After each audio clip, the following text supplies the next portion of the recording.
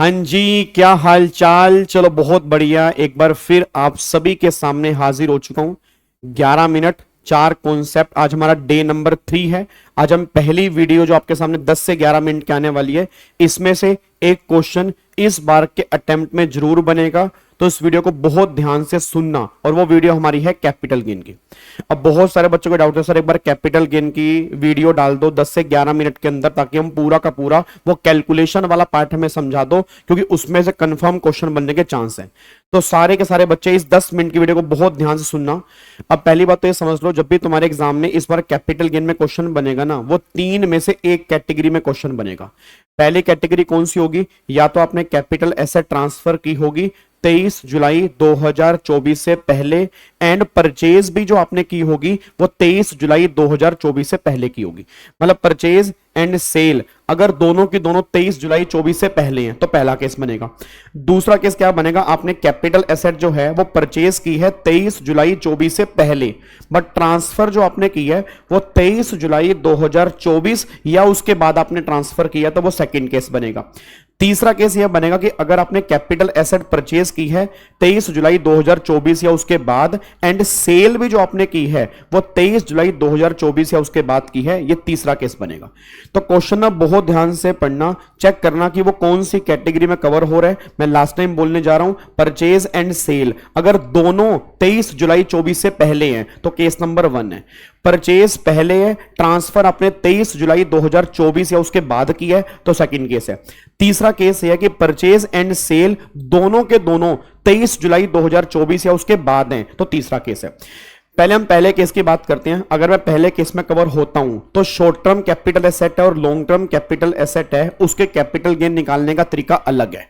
पहले केस में short term capital gain कैसे निकालेंगे? सेल प्राइस माइनस में ईओटी माइनस में कोआ माइनस में कोई, that is my short term capital gain. मतलब इसमें कोई भी इंडेक्सेशन नहीं करना। फिर सेकंड केस में लॉन्ग टर्म कैपिटल एसेट है, तो लॉन्ग टर्म कैपिटल एसेट में कैसे निकालेंगे? सेल प्राइस माइनस में ईओटी माइनस में आई कोआ माइनस में आई कोई, देन हमारा लॉन्ग टर्म जो कैपिटल गेन निकल के आएगा। मतलब इसमें कोआ को इंडेक्सेशन करना है, कॉस्ट ऑफ इंप्रूवमेंट को भी इंडेक्सेशन करना है, और ईओटी आप सब जानते हो ईओटी को इंडेक्सेशन नहीं करना होता, तो ये मेरा लॉन्ग टर्म कैपिटल गेन निकल के आएगा। अच्छा, अगर ट्रांसफर 23 जुलाई 24 से पहले है ना, तो शॉर्ट टर्म और लॉन्ग टर्म को आइडेंटिफाई करने के तरीके में 12 महीने भी है, 24 महीने भी है और 36 महीने भी है। अब कहां कहां कौन सा पीरियड होगा ये पहले ऑलरेडी हम क्लास में डिस्कस कर चुके हैं, अब मैं वो दोबारा से नहीं बता रहा।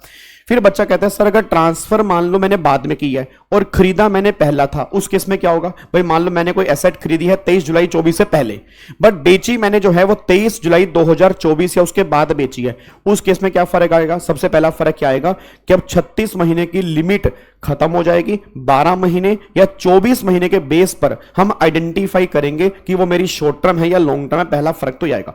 दूसरा फर्क ये आएगा कि चाहे तुम शॉर्ट टर्म कैपिटल गेन निकालो चाहे तुम लॉन्ग टर्म कैपिटल गेन निकालो, दोनों के कैपिटल गेन निकालने का तरीका सेम है।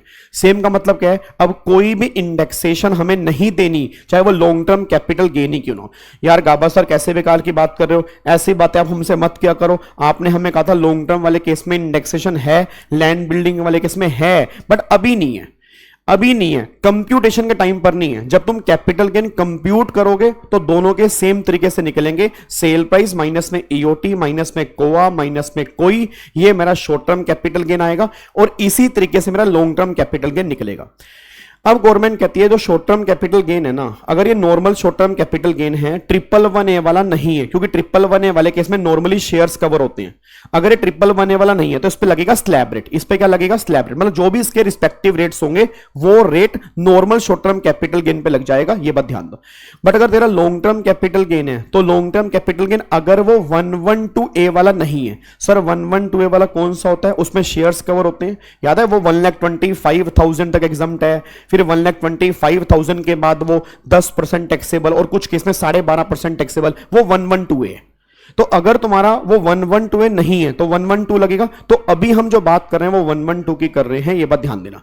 अब गवर्नमेंट ने बोला जो तेरा लॉन्ग टर्म कैपिटल गेन आया, ये तूने लॉन्ग टर्म कैपिटल गेन निकाला विदाउट इंडेक्सेशन, इसमें तुमने कोई भी इंडेक्सेशन नहीं किया। अब गवर्नमेंट ने बोला जो तूने कैपिटल गेन निकाल लिया ना, अब दो केस होंगे। दो केस कौन कौन से होंगे? या तो ये लॉन्ग टर्म कैपिटल गेन तेरा लैंड और बिल्डिंग वाले केस में आया होगा, या ये अदर कैपिटल एसेट वाले केस में आया होगा। अदर कैपिटल एसेट का मतलब मे बी तेरे को लॉन्ग टर्म कैपिटल गेन आया होगा गोल्ड वाले केस में, ड्राइंग वाले केस में, पेंटिंग वाले केस में, स्कल्पचर्स वाले केस में। उस केस में अगर तेरे को लॉन्ग टर्म कैपिटल गेन आया तो फिर डायरेक्टली उस लॉन्ग टर्म कैपिटल गेन जो तूने निकाला बिना इंडेक्सेशन के, उस पर 12.5% कैपिटल गेन टैक्स लगेगा। बात खत्म। ठीक है, कोई ऑप्शन नहीं, कोई कुछ नहीं।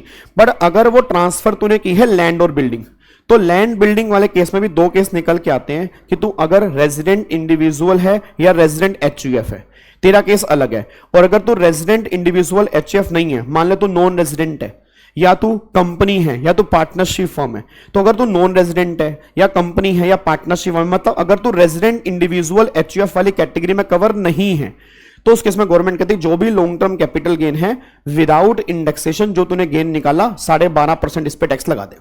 बट अगर तू रेजिडेंट इंडिविजुअल एचयूएफ है तो हम तुझे एक ऑप्शन दे रहे हैं। ऑप्शन क्या दे रहे हैं? तूने अपना कैपिटल गेन निकाला बिना इंडेक्सेशन के, मैंने कहा हाँ। कह रहे जो तूने बिना इंडेक्सेशन के निकाला उसका 12.5% टैक्स निकाल ले, या अगर हम तुझे इंडेक्सेशन देते जो पहले मिलती थी, अब तू ऐसा कर इंडेक्सेशन के बाद कैपिटल गेन निकाल ले, तेरा इंडेक्सेशन के बाद कैपिटल गेन कितना आएगा, और जो इंडेक्सेशन के बाद कैपिटल गेन आ रहा है उसका 20% टैक्स निकाल ले। तो बिफोर इंडेक्सेशन 12.5%, आफ्टर इंडेक्सेशन जो है वो 20%।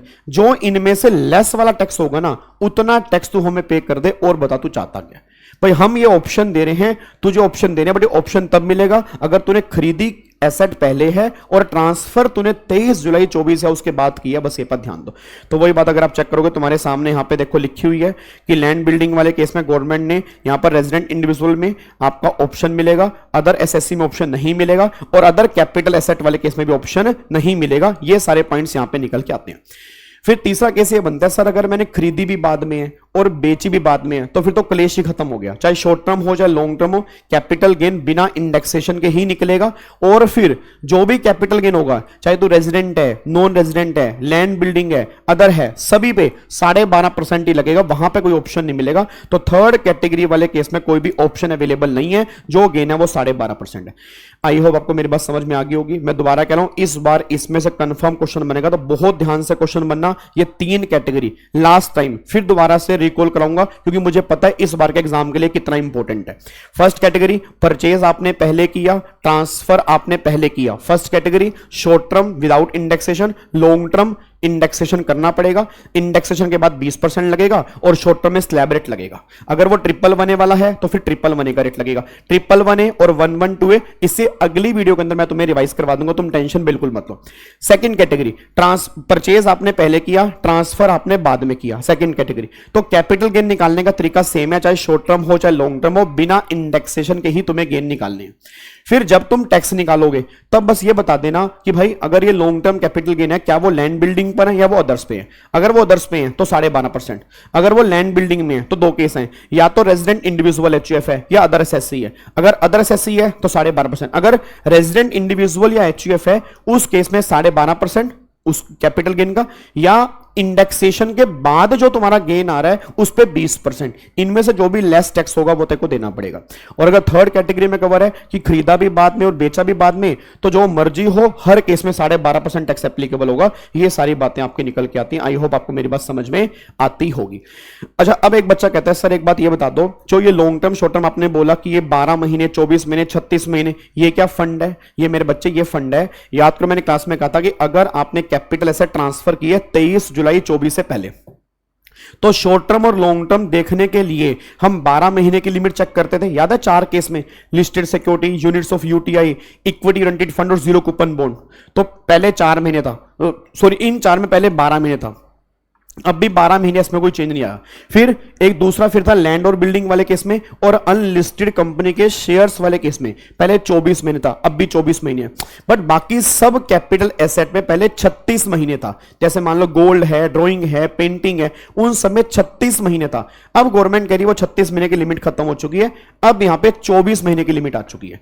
और एक बात और ध्यान देना, यहां पर मैंने कहा था कुछ केस ऐसे होते हैं जहां पे तुम्हें लिमिट चेक ही नहीं करनी होती, हमेशा कैपिटल गेन शॉर्ट टर्म ही होती है। तो क्वेश्चन बहुत ध्यान से पढ़ना, सर हमेशा शॉर्ट टर्म कैपिटल गेन कहां पे होंगे? पहला, अगर वो डेप्रिशिएबल कैपिटल एसेट है, अगर क्वेश्चन में लिखा हो depreciable capital asset, always short term capital gain, चाहे वो 10 साल के बाद बेची हो, ठीक है। या फिर अगर आपके पास यूनिट्स हो स्पेसिफाइड म्यूचुअल फंड की, या मार्केट लिंक्ड डिवेंचर हो, मार्केट लिंक्ड डिवेंचर हो, या अब एक नई अमेंडमेंट आई थी, अगर अनलिस्टेड कंपनी के बॉन्ड्स हैं या अनलिस्टेड कंपनी के डिवेंचर्स हैं जो ट्रांसफर किए हैं 23 जुलाई 2024 या उनके बाद, तो इनको भी ऑलवेज एंड ऑलवेज हम शॉर्ट टर्म कैपिटल एसेट ही मानेंगे, इनको कभी भी हम लॉन्ग टर्म कैपिटल एसेट नहीं मान सकते। बस ये पर ध्यान दो जी।